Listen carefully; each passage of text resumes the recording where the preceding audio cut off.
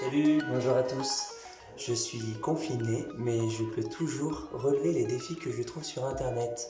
À défaut de voir du foot à la télé, il y a le papier WC.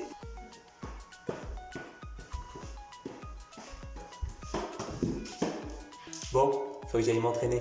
Malgré ce confinement, j'aime trop prendre du temps avec mes amis via Skype, via Zoom, etc. Tout ce qu'on peut faire avec un peu d'imagination, c'est juste incroyable. J'aime aussi trop prendre du temps à la présence de Dieu, c'est génial tout ce temps qu'on a à disposition maintenant, franchement, profitons-en. Bonjour les amis, nous sommes confinés, mais nous pouvons toujours chercher l'Éternel et soutenir nos proches. Nous avons aussi la chance de pouvoir travailler et avoir nos 4 loustiques confinés avec nous à la maison. Du coup, apéro, pétanque, sport assise dans le jardin. Le confinement, on le vit bien. On a hâte que les églises de maison puissent commencer et le grand retour plage garçon. Bisous à tous! Aujourd'hui, pendant le confinement, j'ai joué au Playmobil. Tu veux nous montrer?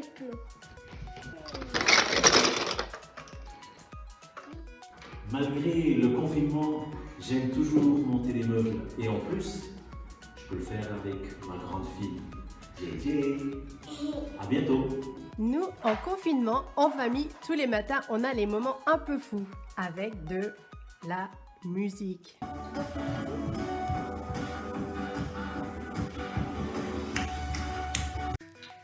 Malgré le confinement, j'aime toujours aller au travail à ski.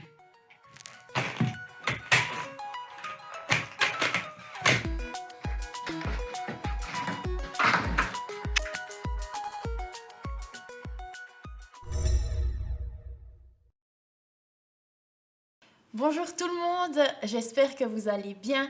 On va passer ensemble cette célébration aujourd'hui, ça va être génial. Bienvenue donc à chacun, à SOS Bienne, SOS Fribourg, SOS Lyon. Vraiment, j'espère que vous êtes bien installés et je vous prie de vous lever maintenant si vous le désirez, si vous le pouvez, pour passer un temps dans la louange avec Pasteur Sarah et Pasteur Matt Marvan. Et ensuite, on va passer un temps d'offrande et la célébration continuera. N'hésitez pas à mettre vos commentaires sur les chats sur YouTube ou sur Facebook, qu'on puisse vivre cela ensemble et se lire les uns les autres et passer du bon temps. Voilà, soyez bénis. Nous voulons chanter, nous unir au voix des anges. Nous voulons chanter, heureux que tu entendes quand nous t'exaltons.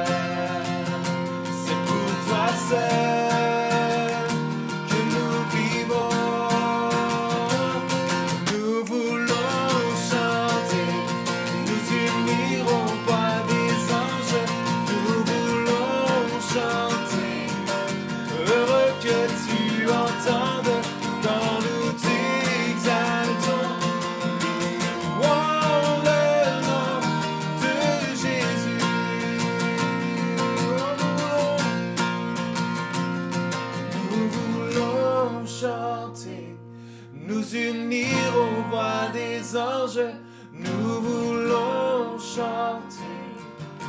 Heureux que tu entendes quand nous t'exaltons.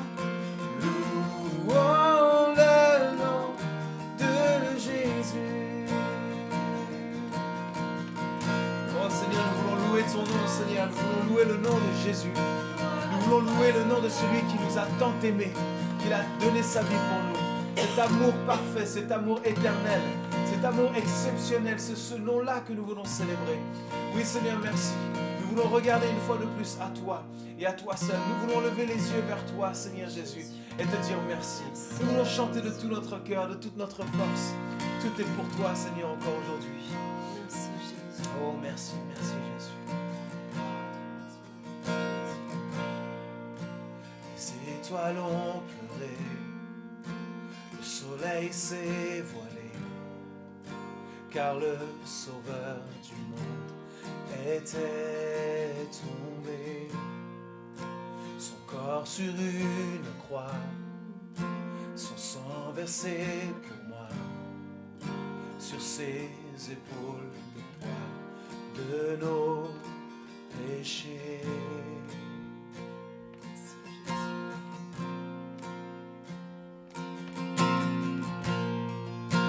À son tout dernier souffle, le ciel s'est détourné. Le Fils de Dieu gisait dans les ténèbres. Une guerre dans le tombeau, livré contre la mort, pour terrasser l'enfer à jamais. Alors la terre trembla, la pierre fut roulée, l'amour parfait n'a pu être vaincu. Mort, où est ton pouvoir? Le roi ressuscité a remporté la victoire. À jamais il est élevé, à jamais il est glorifié, à jamais ressuscité. Il est vivant, il est vivant. À son tout dernier souffle, à son tout dernier souffle, le ciel s'est détourné. Le Fils de Dieu gisait dans les ténèbres. Une guerre dans le tombeau, livré contre la mort, pour terrasser l'enfer à jamais. Alors la terre trembla, la pierre fut roulée, l'amour parfait n'a pu être vaincu. Mort, où est ton pouvoir? Le roi ressuscité a remporté la victoire. À jamais il est élevé, à jamais il est glorifié,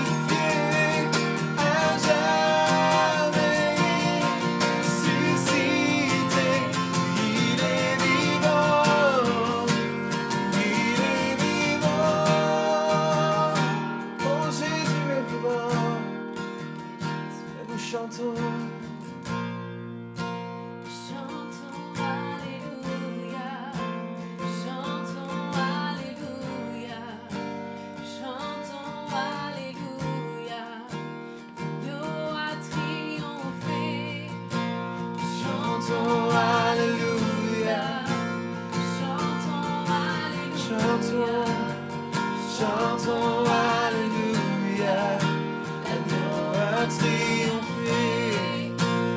Chantons Alléluia, chantons Alléluia, l'agneau a triomphé. Chantons Alléluia, chantons Alléluia, chantons Alléluia, l'agneau a triomphé. Oh, jamais, à jamais éternel, à jamais et glorifié, à jamais ressuscité. Il est vivant, oh Jésus, il est vivant, à jamais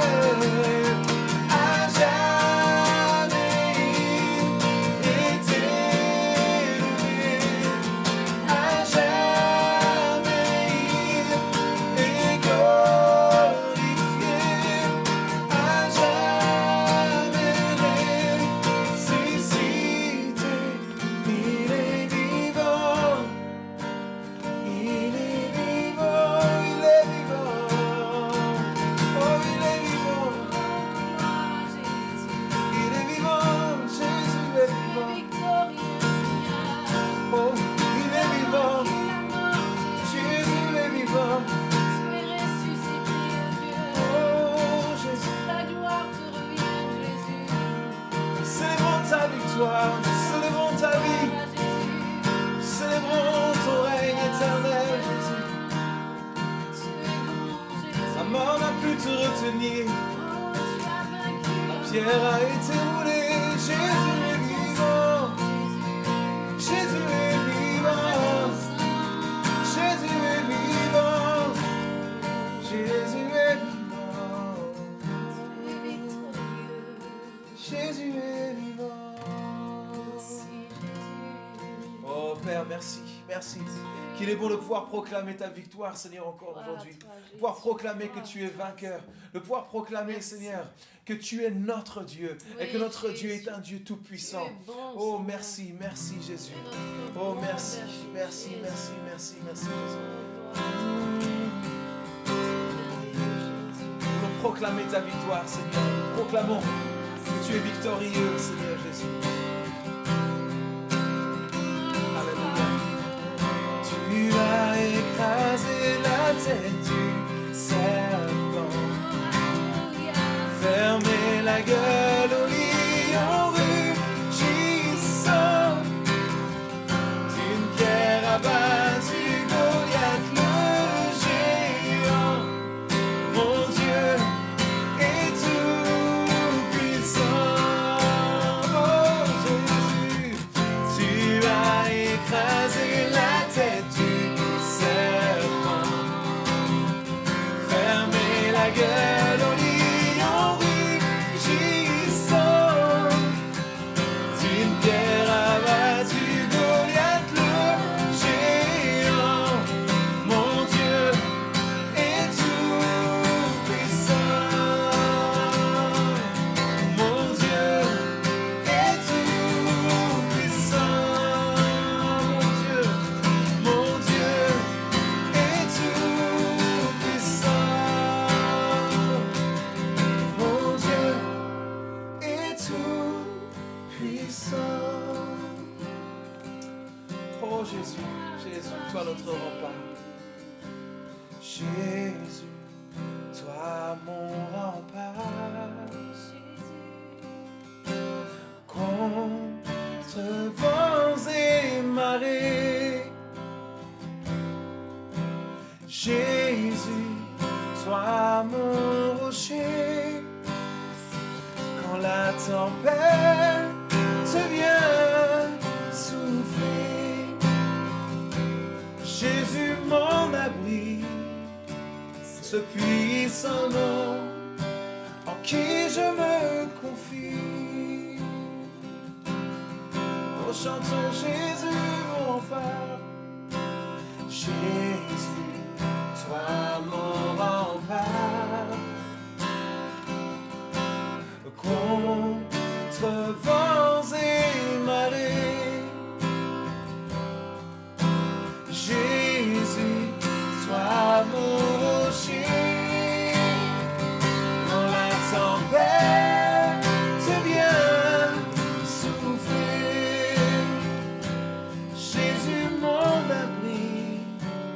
ce puissant nom en qui je me confie.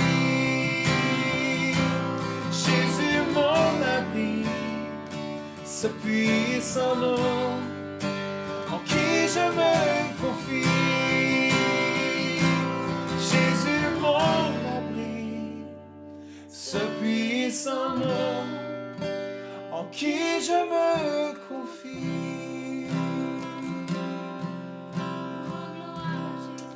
Oh, ce puissant nom, ce nom au-dessus de tout autre nom. Super, merci beaucoup, Pasteur Sarah et Matt. C'était génial de passer ce temps dans la présence de Dieu ensemble, à l'élever, le louer et de proclamer qu'il est vivant, qu'il a gagné, qu'il a triomphé, qu'il est notre rempart, notre soutien. Amen, les amis. Waouh, merci beaucoup. J'aimerais prendre maintenant un temps pour parler d'offrande, pour parler d'argent et venez avec moi dans la parole de Dieu, dans Proverbe 3, versets 5 à 6. C'est écrit, ne te fie pas à ta propre intelligence, mais place toute ta confiance dans le Seigneur. Appuie-toi sur lui dans tout ce que tu entreprends et il guidera tes pas. Amen. Je crois qu'on est dans une situation un peu particulière maintenant où peut-être beaucoup d'entre vous ou certains d'entre vous ont eu des pertes financières, ont eu des changements dans leur budget face à cette situation du Covid. Et là, qu'est-ce que la parole nous dit? C'est de confier, de placer notre confiance en fait en Dieu, de placer toute notre confiance en lui et il guidera nos pas. Les amis, on peut avoir plein de diplômes différents.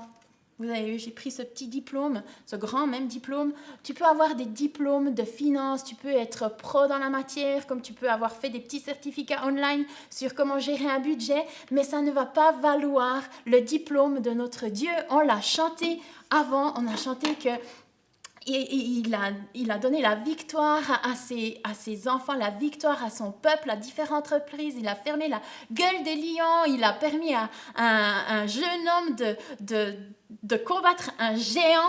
Et peut-être que là, ton géant à toi, c'est les finances. Eh bien, j'aimerais te dire, ne te fie pas à ta propre intelligence, mais place toute ta confiance en Dieu. Il va guider tes pas.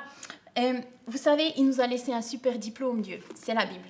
Donc, passons du temps dans sa parole, passons du temps parce qu'on va découvrir qui il est. Il a créé la terre, il t'a créé toi, il a créé une situation financière pour toi qu'il veut bénir.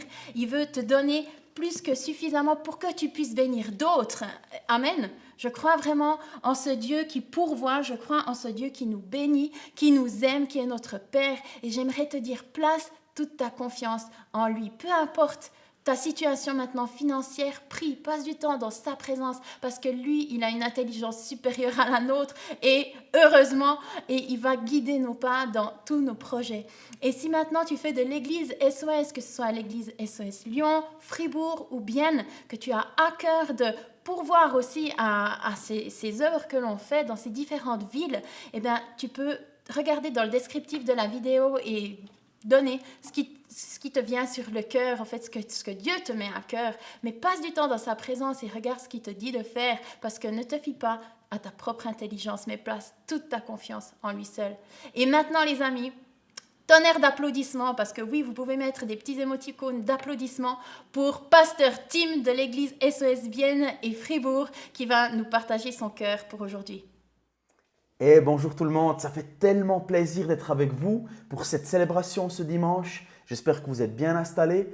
Je m'appelle Timothée de Surcher et je suis le pasteur de l'église SOS à Bienne. Et je me réjouis de passer ce moment avec vous où on va aller dans la parole de Dieu. Et sans plus attendre, j'aimerais qu'on puisse commencer parce que j'ai un message qui brûle sur mon cœur et je crois qu'il est vraiment pour cette saison. Vous savez, quand je réfléchissais un petit peu à la saison dans laquelle on se trouve avec le Covid-19, avec les rassemblements qui sont interdits, etc., je me suis dit qu'il y a finalement deux choses qui viennent un petit peu à la lumière ou qui sont soulignées dans cette saison. Puis la première, c'est que c'est tellement un privilège de pouvoir se réunir physiquement en tant qu'église, de se voir tous les dimanches ou même dans les live groups la semaine. Et puis peut-être que cette saison, ou je l'espère en tout cas, met en lumière dans nos cœurs à quel point c'est un privilège. Parce que c'est vrai qu'il y a des pays dans lesquels ils ne peuvent pas se rencontrer, ils ne peuvent pas se réunir, pas pour les mêmes raisons, parce que c'est interdit, parce que c'est dangereux, ou ils le font parfois quand même. Certaines fois, ils sont confinés, mais dans des prisons. Mais nous, on a cette liberté de pouvoir se réunir. Alors j'espère vraiment que quand tout sera passé, on puisse de nouveau mettre une priorité à se retrouver. Mais la deuxième chose aussi que cette saison, elle met en lumière, c'est l'importance de notre relation personnelle avec Dieu. C'est l'importance de tenir sur nos deux jambes spirituelles et puis d'être des vrais disciples qui continuent de grandir avec Dieu, qui continuent de marcher avec lui, quoi qu'il arrive, même si les circonstances, elles changent. Okay? Et en tant qu'enfant de Dieu, je crois qu'on est appelé aussi parfois à grandir par nous-mêmes, à avancer simplement dans notre relation avec Dieu. Et il y a des situations dans la vie où justement on n'a pas toujours une célébration, on n'a pas toujours un responsable live group qui est là pour nous encourager ou pour nous conseiller.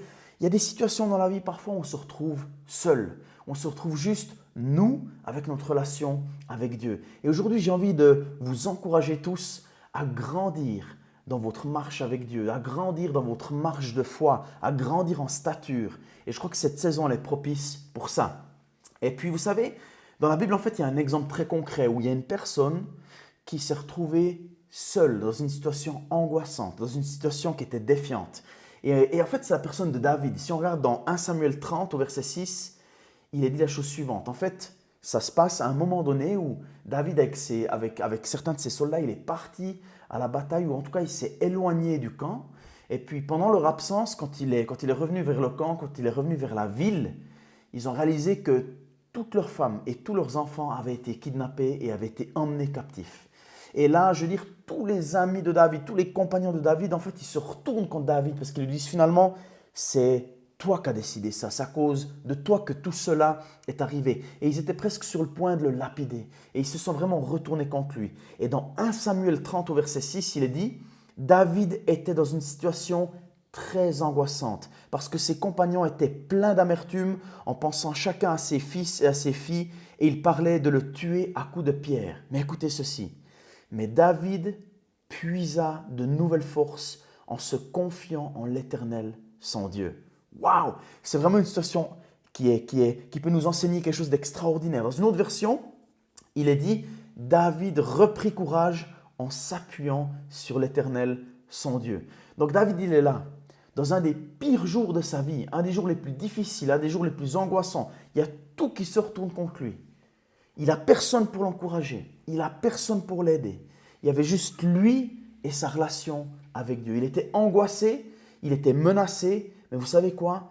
Il a trouvé la solution, il avait appris lui-même, sans être dans une célébration, sans groupe de louanges, sans live group, sans podcast, sans conférence, juste lui et Dieu, à se fortifier, à retrouver courage et à continuer malgré les circonstances. Amen. Et puis, moi je crois que nous aussi, en tant que disciples de Jésus, nous aussi en tant qu'enfants de Dieu, il vient le moment où on va se trouver dans des situations où on n'aura pas toujours quelqu'un qui sera là pour nous. Mais on devra aussi nous développer cette compétence à nous fortifier nous-mêmes en l'Éternel notre Dieu. Ok? Et ça c'est tellement, tellement important. Et j'aimerais vraiment aujourd'hui qu'on puisse découvrir comment est-ce que nous aussi, quand on est dans des saisons de vie qui sont défiantes, dans des saisons de vie où on n'a pas toujours quelqu'un à côté de nous pour nous applaudir, pour nous encourager, comment est-ce que nous aussi, on peut se trouver du courage et puis trouver une nouvelle force en puisant dans notre relation avec Dieu. Et regardez dans Colossiens 2, 6 à 7, il est dit « Ainsi, puisque vous avez accepté Jésus-Christ comme Seigneur, vivez dans l'union avec lui, soyez enracinés en lui et construisez toute votre vie sur lui. » Écoutez ça. Soyez toujours plus fermes dans la foi, conformément à l'enseignement que vous avez reçu, et soyez pleins de reconnaissance. Soyez toujours plus fermes dans la foi. Les amis, on est appelé à grandir. On n'est pas appelé à rester les mêmes. On n'est pas appelé à rester des enfants ou des bébés spirituels. C'est ok de l'être à un moment donné. Mais ensuite, on est appelé à grandir, on est appelé à se fortifier. Notre stature est appelée à se développer. Donc, si toi aujourd'hui, tu ressens ce besoin de grandir avec Dieu, dans ta relation personnelle avec Dieu, tu sais que tu as besoin de développer, cette capacité, cette compétence de puiser des forces dans ta relation avec Dieu quand il n'y a pas forcément toujours un programme, quand il n'y a pas forcément toujours une célébration. Alors, ce message, aujourd'hui, il est pour toi. Et ce qu'on va faire, c'est qu'on va aller dans Matthieu, dans le chapitre 6, c'est une partie du sermon sur la montagne. Vous savez, Jésus, quand il était sur terre, il passait une grande partie de son temps à enseigner les principes du royaume de Dieu à ses disciples. Et là, on va prendre une petite portion du sermon sur la montagne où je crois vraiment qu'il y a 3 clés que si elles sont établies dans notre vie, eh bien, on va aussi développer cette compétence de tenir sur nos deux jambes spirituelles par nous-mêmes. On n'aura pas toujours besoin de quelqu'un. C'est important d'avoir quelqu'un, mais il y a des saisons de vie où on devra compter seulement sur nous et notre relation avec Dieu. Amen. Donc on va aller dans Matthieu 6 et là, on voit que Jésus il parle en fait de 3 principes spirituels, d'accord? De 3 pratiques spirituelles qui décrivent en fait la vie normale d'un enfant de Dieu, la vie normale d'un disciple de Jésus. Et dans Matthieu 6, 2, Jésus il nous dit « lorsque tu donnes ». Et quelques versets plus loin, au verset 6, il dit « lorsque tu pries ». Et encore quelques versets plus loin, Jésus dit « lorsque tu jeûnes ». Lorsque tu donnes, lorsque tu pries et lorsque tu jeûnes. 3 principes qui doivent être solidement établis dans notre vie. Et s'ils sont là, en fait ces 3 principes, quand ils sont là, ils forment comme une corde à 3 brins qui ne va pas se rompre facilement. Vous connaissez le verset dans Ecclésiaste 4.12, on l'entend souvent dans les mariages. On peut attaquer facilement celui qui est seul, mais 2 personnes peuvent résister. Une corde tressée de plusieurs fils ne se casse pas facilement. Et de la même manière, je crois que ces 3 principes spirituels, lorsque tu pries, lorsque tu donnes et lorsque tu jeûnes, ça forme une corde à 3 brins. Ça forme une fondation dans ta vie qui ne sera pas ébranlée facilement. Ok? Ça va créer en toi, ça va faire de toi plutôt un enfant de Dieu qui ne sera pas ébranlé facilement. Est-ce que vous êtes d'accord qu'on se lance dedans? On va y aller, on va étudier ces 3 aspects. Et on va voir aussi comment est-ce que David, il a établi ça dans sa vie, bien avant qu'il arrive dans cette situation angoissante. Donc le premier principe, c'est lorsque tu donnes. Matthieu 6, 2 à 4 nous dit, quand tu donnes quelque chose à un pauvre, n'attire pas bruyamment l'attention sur toi, comme le font les hypocrites dans les synagogues et dans les rues. Ils agissent pour être loués par les hommes. Je vous le déclare, c'est Jésus qui parle, c'est la vérité. Ils ont déjà leur récompense. Mais quand ta main droite donne quelque chose à un pauvre, ta main gauche elle-même ne doit pas le savoir. Ainsi, il faut que ce don reste secret et Dieu, ton Père, qui voit ce que tu fais en secret, te récompensera. Amen. Et vous savez, d'abord, quand j'ai étudié ce passage, je me suis dit, mais pourquoi donner, ça vient en premier? Est-ce que je ne dois pas d'abord recevoir quelque chose avant de donner? Bien sûr, tu ne peux pas donner ce que tu n'as pas reçu. Mais je crois que quand Jésus met quelque chose dans la parole de Dieu dans un certain ordre, il y a toujours une raison. Ce n'est pas un hasard, ce n'est pas une erreur. Et le premier principe de ces 3, de cette corde à 3 brins, de ces 3 principes, le premier, c'est lorsque tu donnes. Et je crois qu'il y a une raison. Et vous savez, je crois que ça parle bien plus que seulement de finances ou d'argent. Ça parle d'un style de vie en fait. Et puis, si ça vient en premier, je crois vraiment qu'il y a une raison. Et puis, cette raison, en fait, c'est pour tester vraiment la motivation qui se trouve dans notre cœur. Vous savez, je crois que quand quelqu'un a réellement été transformé par l'amour de Dieu, quand quelqu'un a été sauvé, quand quelqu'un est né de nouveau, ça produit en lui un désir de vivre pour les autres, un désir de donner, un désir, je veux dire, de ne pas vivre pour soi, de ne pas être égoïste. En fait, moi, je crois qu'à travers la nouvelle naissance, on est transformé d'un égoïste preneur en un généreux et joyeux donneur. Amen. Quelqu'un a dit une fois qu'on est né égoïste, mais on est né de nouveau généreux. Et je crois de tout mon cœur qu'en tant qu'enfant de Dieu, quand on est né de nouveau, quand on est sauvé, Dieu met en nous un désir de vivre pour les autres. Dieu met en nous un désir d'être généreux. Et 2 Corinthiens 9, 7 nous dit que chacun donne comme il l'a décidé dans son cœur, sans regret ni contrainte, car Dieu aime celui qui donne avec joie. C'est quelque chose qui vient du cœur, ce n'est pas quelque chose qui est imposé. C'est quelque chose qui vient de l'intérieur et qui nous donne envie, je veux dire, de partager la bonne nouvelle, de vivre pour les autres, de vivre pour ceux qui ne connaissent pas encore Jésus comme nous on le connaît. On a envie de partager ça, d'accord? C'est tellement important. Donc comment David il a appris ça? Comment David il a établi ça dans sa vie? Et dans 1 Samuel 17, 15, on voit que tout au début de sa vie déjà, tout au début dans sa jeunesse déjà, il avait appris à servir, il avait appris à donner aux autres. Et dans 1 Samuel 17, 15, on peut lire, donc David, allait servir Saül et revenait régulièrement s'occuper des moutons de son père à Bethléem. Et la vie de David, elle a commencé dans un service humble et tout simple. On voyait qu'il était au service d'un roi, il jouait de la harpe, Quand il en avait besoin, il l'appelait, il disait « Maintenant, j'ai besoin de toi ». Ensuite, il retournait vers son père, il allait garder les moutons dans la solitude pendant des jours entiers. Il était dans les champs alors que ses frères, ils étaient sur le champ de bataille, c'était eux les grands héros. Et lui, simplement, il s'occupait des moutons. Il était tout le temps en train de servir entre le roi et puis son papa avec les moutons, d'accord? Et puis, on voit que ce cœur généreux, ce cœur de serviteur, il ne l'a pas développé d'un jour à l'autre. Vous savez, quand on garde des moutons, c'est quelque chose qui se fait des jours, des semaines, dans la solitude. Il n'y a personne. Ça prend beaucoup de temps, d'accord? Donc David, il a eu des années pour forger un caractère. Il a eu des années pour développer ce cœur généreux, ce cœur de serviteur, ce cœur qui veut donner aux autres. Et puis, vous savez, ce cœur, il l'a développé loin, je veux dire, loin des applaudissements, loin de ceux qui disaient « Waouh, David, c'est génial ce que tu fais ».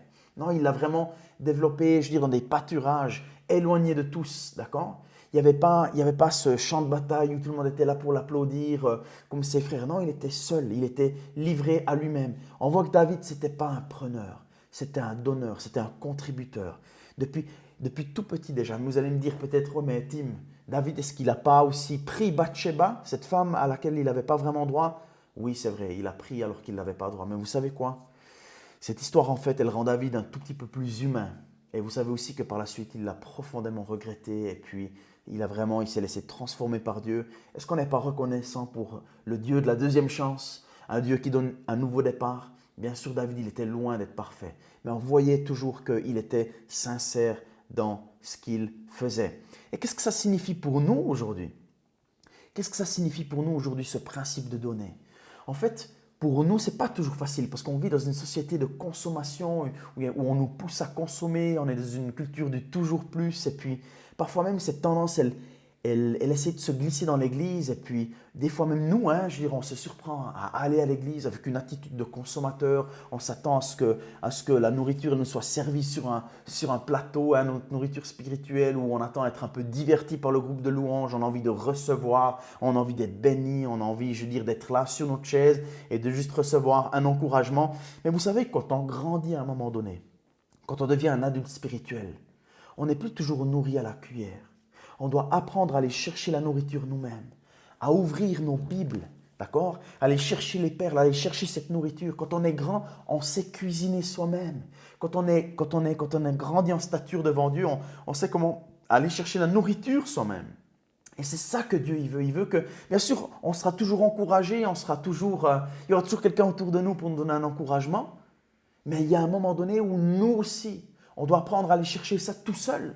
Parce qu'il y aura des moments où on ne sera pas toujours entouré, il n'y aura pas toujours un pasteur pour nous prêcher l'évangile, il n'y aura pas toujours un responsable live group pour nous donner un encouragement, il n'y aura pas toujours un mari, une épouse ou un ami qui sera là pour nous donner un encouragement puis nous faire une tape dans le dos. Il y aura des saisons où, comme David, on sera livré à nous-mêmes, il y aura juste nous et notre relation avec Dieu, nous et notre Bible. Et on doit apprendre nous aussi à se nourrir. Quand on devient adulte, on doit passer d'un avide preneur en un généreux contributeur, d'accord? C'est tellement important et ce brin dans cette corde-là, en fait, je crois qu'il est tellement important parce qu'il crée une fondation dans notre vie, une fondation qui va nous rendre extrêmement solides et inébranlables. Et je crois aussi que quand on a cette perspective de donner plutôt que de recevoir, quand on se trouve dans des situations difficiles comme David, on n'est pas toujours à regarder à ce qu'on n'a pas. Quand on a cette vision, cette attitude de donneur, on ne va pas toujours être à regarder ce qu'on n'a pas, ce qui nous manque, d'accord? On va développer une perspective de foi, une attitude de foi. Et on va se dire, mais en fait, j'ai Jésus. En fait, j'ai une relation personnelle avec Dieu. J'ai peut-être plus rien d'autre. Tout le monde est contre moi. J'ai peut-être pas l'occasion d'aller à l'église. J'ai pas peut-être l'occasion de toujours avoir quelqu'un qui m'encourage. Mais j'ai Jésus-Christ. J'ai une relation personnelle avec lui. J'ai plus que Jésus. Mais je réalise que Jésus, il est plus que suffisant. Tu n'as peut-être pas un pasteur, tu n'as peut-être pas un leader, tu n'as peut-être pas quelqu'un d'autre autour de toi, mais tu as Jésus. Et Jésus est plus que suffisant. Quand tu as une attitude de donateur, tu regardes à ce que tu as et non pas à ce que tu n'as pas. D'accord? Tu développes pas une mentalité de victime. Oh, de nouveau, il m'arrive ces choses. Mais tu développes une attitude de plus que vainqueur. J'ai Jésus, il est plus que suffisant. J'ai une relation personnelle avec lui. Je peux lui parler. Je peux passer du temps avec lui. Il est avec moi. Il est pour moi. Amen. Ce brin de cette corde, ce principe spirituel, il est tellement important. Et je crois que c'est cette attitude de contributeur qui a permis à David de rester fort, même alors que tout était contre lui. Les amis, développons un style de vie généreux. Développons, je veux dire, un style de vie où on vit pour les autres, où on vit pour ceux qui ne connaissent pas encore Jésus. Décentrons-nous de nous-mêmes et regardons aux besoins qui se trouvent ailleurs. Amen. Lançons-nous maintenant dans le deuxième principe spirituel, dans cette deuxième pratique que Jésus enseigne dans le sermon sur la montagne. Lorsque tu pries. Matthieu 6, 5 à 6 nous dit, enfin c'est Jésus qui dit, « Quand vous priez, ne soyez pas comme les hypocrites. Ils aiment à prier debout dans les synagogues et au coin des rues pour que tout le monde les voie. Je vous le déclare, c'est la vérité, ils ont déjà leur récompense.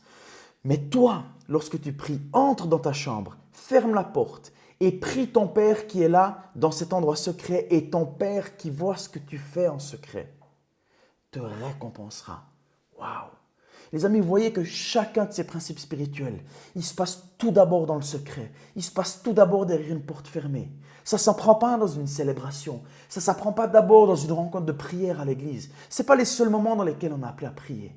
Ces principes, s'ils veulent vraiment être établis dans notre vie, les amis, on le voit ici, ils s'apprennent dans le secret. Ils s'apprennent derrière une porte fermée. Quand personne nous voit, quand personne nous applaudit, quand personne nous dit « Waouh, c'est génial comme tu pries, waouh, c'est génial comme tu lis ta Bible ». Non, on le fait parce qu'on sait qu'on en a besoin. On le fait parce qu'on a envie d'apprendre à connaître Dieu, parce qu'on n'a pas envie de faire les malins. On n'a pas juste envie de prétendre ou de paraître. On le fait parce que ça compte pour nous, parce qu'on a envie de grandir dans notre stature avec Dieu. Et vous savez qu'à SOS, on a un pilier, c'est une vie intérieure forte. C'est une vie intérieure forte, une vie intérieure riche, en lisant la parole, en priant, en jeûnant, etc. Nous, on croit que chacun, il peut avoir une vie personnelle, une relation personnelle avec Dieu. Pas besoin de toujours passer à travers un pasteur, pas besoin de toujours passer à travers un prêtre, pas besoin de toujours passer à travers un podcast, pas besoin de toujours aller à une conférence. Pas besoin de toujours lire un autre livre que la Bible. Toi aussi, tu peux avoir une relation personnelle avec Dieu. Toi aussi, tu peux entendre de la part de Dieu. Toi aussi, tu peux être utilisé par Dieu. Amen. Tu peux avoir une relation forte, une relation riche, une vie intérieure forte avec Dieu. C'est une relation. Le christianisme, ce n'est pas une philosophie, ce n'est pas une science, ce n'est pas une question de connaissance, c'est une question d'intimité. Et l'intimité, elle demande du temps. L'intimité, elle demande à ce qu'on s'arrête. L'intimité, elle demande à ce qu'on passe du temps, d'accord, avec la personne avec laquelle on a envie de développer cette relation personnelle avec Dieu. Pourquoi c'est tellement critique? Pourquoi c'est tellement important? Pourquoi c'est tellement crucial dans la vie d'un disciple de Jésus de passer du temps avec Dieu? Parce que l'impact de ton service pour Dieu, je veux dire la puissance de ton ministère ne sera jamais plus grand que la taille de ta vie intérieure avec Dieu. Tu ne pourras jamais impacter plus, je veux dire d'une manière plus grande que la taille ou la profondeur de ta vie intérieure avec Dieu. Ça commence dans notre chambre, ça commence derrière une porte fermée, dans le lieu secret, où personne ne nous voit, où on cherche la face de Dieu, sur nos genoux. C'est là que ça se passe, les amis. Et je crois qu'un temps comme celui-ci, il est propice à ça. Prenons du temps pour passer du temps avec Dieu dans le lieu secret. Apprenons à le connaître, pas seulement le dimanche à la célébration. Les amis, ici, cette situation, cette saison nous enseigne qu'on ne peut pas vivre une relation personnelle avec Dieu simplement de célébration en célébration le dimanche. Ça ne suffit pas. On a besoin nous-mêmes d'investir dans cette relation personnelle. Amen. Comment David il a appris ça? Comment David il a appris ça? Tout jeune, comme je l'ai dit avant, David passait des jours, peut-être, je ne sais pas, même des semaines, dans les pâturages, seul, dans la solitude, dans le secret, pour garder les moutons. Personne ne le voyait. Comme je l'ai déjà dit, personne n'était là pour être impressionné par ce qu'il faisait. Et on sait qu'il a fait beaucoup de choses impressionnantes. Il s'est battu avec le lion, il s'est battu contre des ours pour sauver les brebis, mais il a aussi, je veux dire, passé du temps avec Dieu. Il y avait de la solitude, c'était un moment propice pour passer du temps avec Dieu, pour développer son intimité. Et nous, on vit dans un monde de fous parfois, où il n'y a jamais une minute. Il y a les enfants, il y a les factures, il y a le travail, il y a les responsabilités à l'église. Les amis, apprenons à pratiquer la solitude. Apprenons à dégager, à prendre, à créer du temps pour développer cette solitude dans laquelle on peut vraiment s'approcher de Dieu comme David le faisait.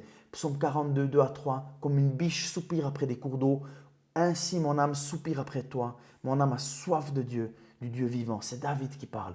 Il aimait Dieu. Il a envie d'aller dans ce lieu secret, derrière ses portes fermées tout le temps. Il a développé un style de vie intime. Et c'est pour ça que le jour où il s'est retrouvé avec tout le monde contre lui, dans une situation angoissante, avec, imagine, tes enfants, tes filles, je veux dire, et puis ta femme qui a été kidnappée.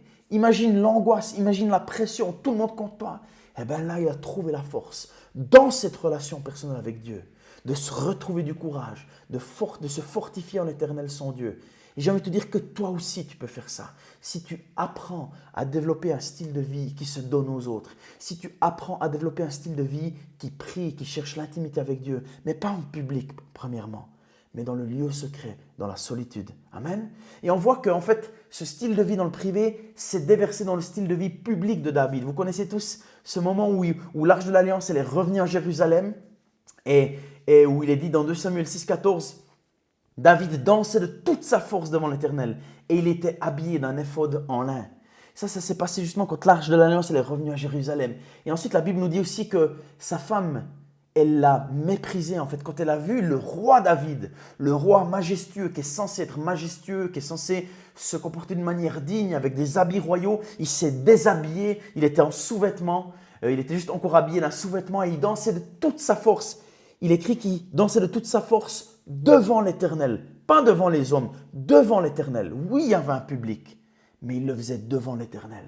Et en fait, on voit que David, c'était un homme selon le cœur de Dieu parce que il ne se laissait pas conditionner par ce que les gens y pensaient. Il était authentique. Et c'est vrai, il ne s'est pas du tout comporté comme un roi, mais de tout son cœur, de toute sa force, il a loué Dieu. Il était authentique. Il est resté lui-même. Amen. Et là, on voit que ce qui a pris naissance dans sa vie personnelle avec Dieu se manifestait aussi dans sa vie publique par la suite. Qu'est-ce que ce deuxième principe signifie pour nous dans notre vie ? Et nous qui vivons dans un monde, je veux dire, style micro-ondes, où il y a toujours tout qui doit nous être livré tout de suite, il y a toujours tout qui doit fonctionner tout de suite, il y a toujours tout qui doit être réglé à l'instant, on doit apprendre qu'une intimité, une relation personnelle, ça ne se passe pas comme ça, d'accord ? Ça ne se passe pas en une célébration, ça ne se passe pas en un podcast, ça ne se passe pas en un instant, d'accord ? Ça se développe sur des années, ça se développe de matin en matin, quand on met notre réveil, qu'on se lève et qu'on passe du temps avec Dieu, et puis qu'on prend 15 minutes, 30 minutes, 1 heure, 2 heures dans sa présence tous les jours, et qu'on apprend à le connaître. Comme dans le mariage, vous voyez qu'après 5 ans, 10 ans, 20 ans, on apprend à se connaître toujours plus, et on voit que parfois on ne se connaît même pas encore complètement. C'est la même chose avec Dieu. Il faut du temps. Il faut qu'on investisse ce temps pour grandir avec lui. Amen. Et vous savez la bonne nouvelle là-dedans, c'est que lorsque tu rencontres Dieu quotidiennement, lorsque tu expérimentes un rendez-vous quotidien avec Dieu tous les jours, tu n'as plus besoin d'un groupe de louanges à l'église. Tu n'as plus besoin d'une célébration uniquement. Tu n'as plus besoin du message d'un pasteur. Tu n'as plus besoin que toutes ces conditions-là soient réunies pour pouvoir expérimenter Dieu. Amen. Ça ne suffit pas, les amis, d'expérimenter Dieu de dimanche en dimanche. Tu es appelé à développer une vie intérieure forte avec Dieu. Le lundi, le mardi, le mercredi. Et non pas seulement en public, mais dans ta vie privée. Cultive une vie intérieure forte. Amen. Et là, on va se lancer dans le troisième et dernier principe spirituel, cette troisième corde qui va former cette corde à 3 brins qui ne se casse pas facilement. On va développer cette fondation qui ne sera pas ébranlée facilement. Ça va développer en toi un disciple qui va pas être, mis à genoux facilement, mais qui va tenir le test du temps. Okay? Le troisième principe, c'est lorsque tu jeûnes. Matthieu 6, 16 à 18 nous dit « Quand vous jeûnez, ne prenez pas un air triste comme le font les hypocrites. Ils changent de visage pour que tout le monde voit qu'ils jeûnent. Je vous le déclare, c'est la vérité. Ils ont déjà leur récompense. Mais toi, quand tu jeûnes, lave-toi le visage, parfume ta tête, afin que les gens ne se rendent pas compte que tu jeûnes. Seul ton Père qui est là dans le secret le saura. Et ton Père qui voit ce que tu fais en secret te récompensera. Voyez, chaque fois il le répète. Ne le fais pas pour les autres. Ne le fais pas devant les autres, premièrement. Fais-le juste devant Dieu. Fais-le dans le secret. Fais-le dans la solitude. Et ça, c'est la marque des disciples de Jésus. Ça, c'est la marque de ceux qui tiendront debout quand le vent va commencer à souffler. Ça, c'est ceux qui vont réussir à s'encourager, à retrouver de la force, à retrouver, la persévérance pour continuer. Et ils vont puiser ça dans leur relation personnelle avec Dieu. Pas dans une célébration, pas en public, mais dans leur relation personnelle avec Dieu. Amen. Et en fait, le jeûne, ce n'est pas la discipline la plus populaire. Pourquoi? Parce que ce n'est pas facile.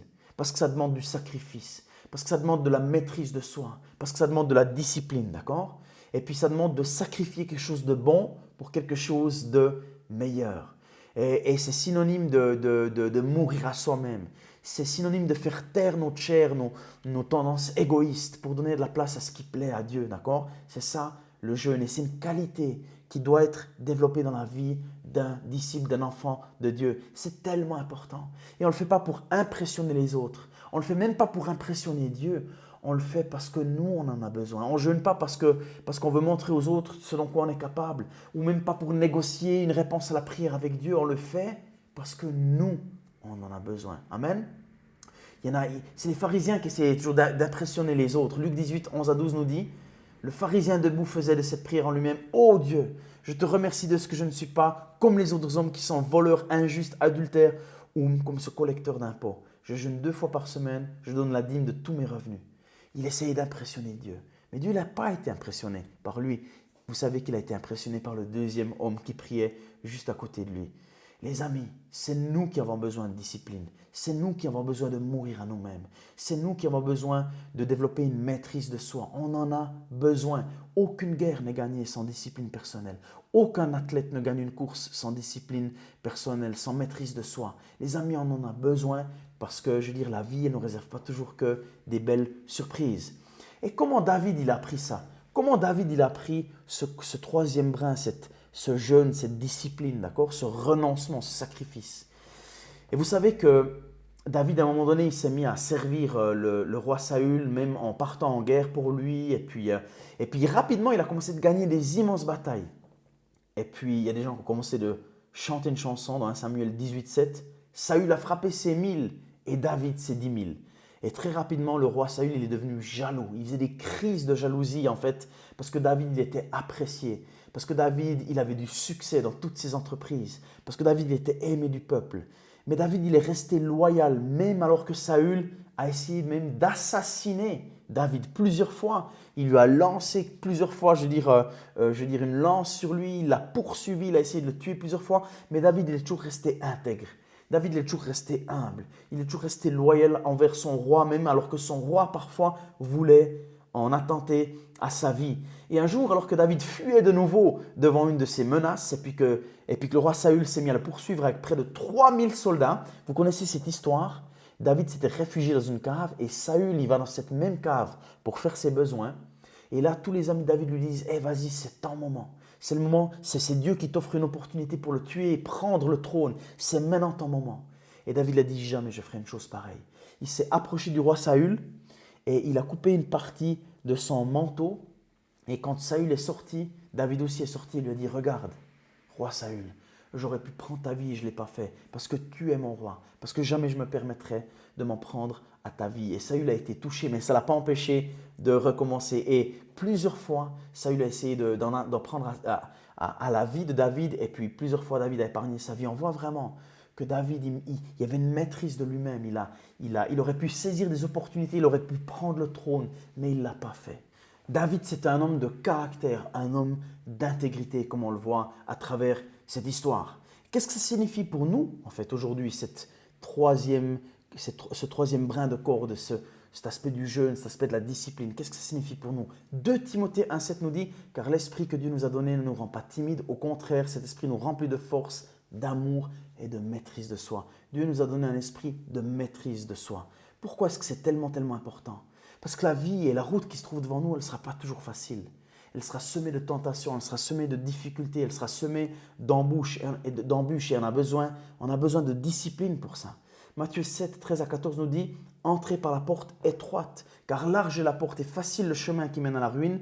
Nombreux sont ceux qui passent par là, mais combien étroite est la porte et difficile le chemin qui mène à la vie. Peu nombreux sont ceux qui les trouvent. » Les amis, la route, elle est parsemée de souffrances, elle est parsemée de difficultés, d'opposition, et on doit être discipliné, on doit avoir de la maîtrise de soi, parce qu'il y aura toujours des voix qui vont essayer de nous appeler sur un chemin qui est plus facile, un chemin où il y a moins de tentation, un chemin où il y a moins de résistance. Mais les amis, On a un appel, on vit pour quelque chose de plus élevé, on vit pour voir le monde sauvé, on vit pour voir nos amis trouver Jésus, on vit pour que les non-atteints soient atteints par l'évangile. On a choisi ce style de vie-là. Ce n'est pas la vie la plus simple, ce n'est pas la vie où il y a le moins de résistance, où il y a le moins d'opposition, mais c'est la meilleure des vies qui soit. Mais on a besoin d'être discipliné, on a besoin d'être comme Jésus lui-même qui n'a pas choisi la route la plus simple. Amen. On a un appel qui est plus élevé. Soyons disciplinés. Amen.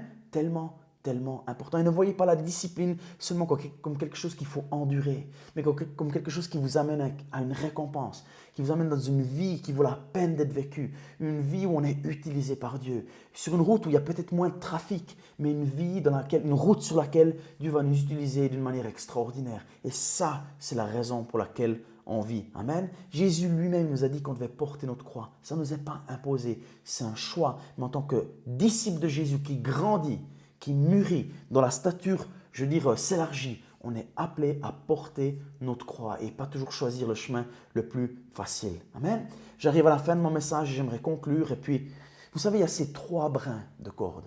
Lorsque tu donnes, lorsque tu pries, lorsque tu jeûnes, 3 principes spirituels.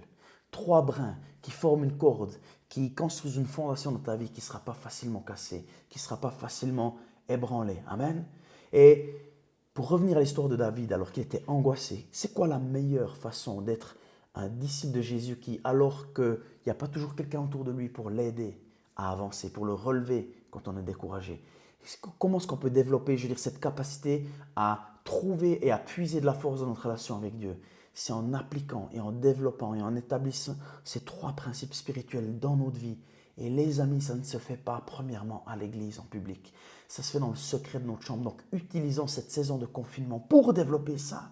Pour que lorsqu'il y aura d'autres tentations, d'autres difficultés, on saura nous-mêmes se relever. On saura nous-mêmes retrouver du courage pour continuer à marcher avec lui et continuer à avancer. Amen. Dieu, il veut que tu sois debout sur tes 2 jambes spirituelles par toi-même, ok? Il veut que tu n'aies pas toujours besoin d'un pasteur ou d'un leader live group. C'est important, je n'essaie pas de minimiser ça. Mais ce qu'il veut, c'est que lorsque le moment viendra où tu seras livré à toi-même, où il y aura juste toi et Jésus, toi et ta Bible, toi et ta relation avec Dieu, tu sauras continuer, tu sauras te relever et tu ne seras pas une victime, d'accord? Ces saisons-là, les amis, ça va montrer de quelle qualité ta fondation elle est faite. Ces saisons-là, elles vont soit te détruire, soit elles vont te développer. Amen. Tellement important que tu comprennes cela aussi. Amen. Oh les amis, j'avais vraiment à cœur, les amis, qu'on puisse être encouragés dans notre relation personnelle avec Dieu pour qu'on puisse développer cette fondation, les amis. Et bien sûr, j'ai envie que vous reveniez aux célébrations. Je n'ai pas envie que vous ne veniez plus en disant « Tim, je suis assez fort, maintenant j'ai plus besoin des célébrations. » Ce n'est pas ça que j'ai dit. C'est que ça ne suffit pas, d'accord? Il faut que tu trouves d'abord derrière une porte fermée dans ta relation personnelle avec Dieu tout ce dont tu as besoin pour rester sur tes 2 pieds. Amen. Et tu seras un chrétien mature, un chrétien inébranlable. Et pour terminer, j'aimerais prendre aussi l'exemple de Jésus, juste te parler un petit peu de Jésus. Dans Luc 22, on voit que Jésus s'est retrouvé dans une situation très similaire à celle de David, d'accord? Quand il était dans le jardin de Gethsémane, il avait besoin de ses disciples, de ses amis, pour venir prier avec lui. Il était angoissé parce qu'il savait que dans quelques heures, il allait être capturé et qu'il allait être livré à la mort. Il était tellement angoissé qu'il transpirait des gouttelettes de sang. Et on connaît la suite de l'histoire. Ses disciples se sont tous endormis. Et à la fin, ils l'ont même tous abandonné. Il s'est retrouvé seul devant la face de Dieu. Il priait et un ange de l'Éternel est venu le fortifier. Mais c'était juste lui et sa relation avec son Père. Et on voit que dans toute sa vie, dans toute sa vie sur terre, Jésus nous a enseigné ces 3 brins, ces 3 principes. Déjà, c'était un donneur. Je veux dire, sur terre, il était toujours en relation, il était toujours en train de donner, il était toujours en train de servir.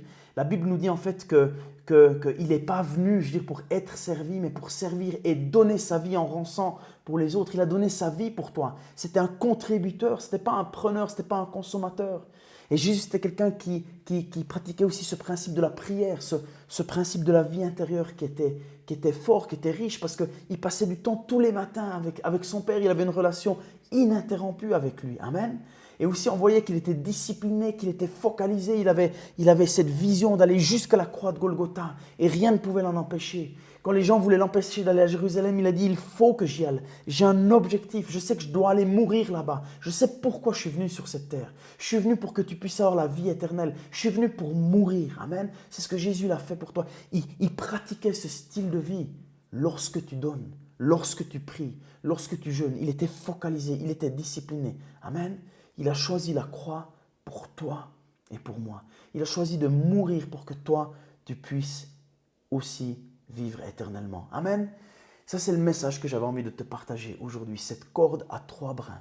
Lorsque tu donnes, lorsque tu pries, lorsque tu jeûnes, une fondation qui deviendra en toi quelque chose d'inébranlable et qui te permettra de continuer malgré les circonstances. Et peut-être tu es là aujourd'hui et tu n'as jamais entendu cet évangile de Jésus qui a donné sa vie pour toi, qui a vécu une vie pour toi. Avec ces 3 brins, il a vécu une vie qui était livrée pour toi. Il est mort sur une croix pour toi, pour que toi tu puisses vivre.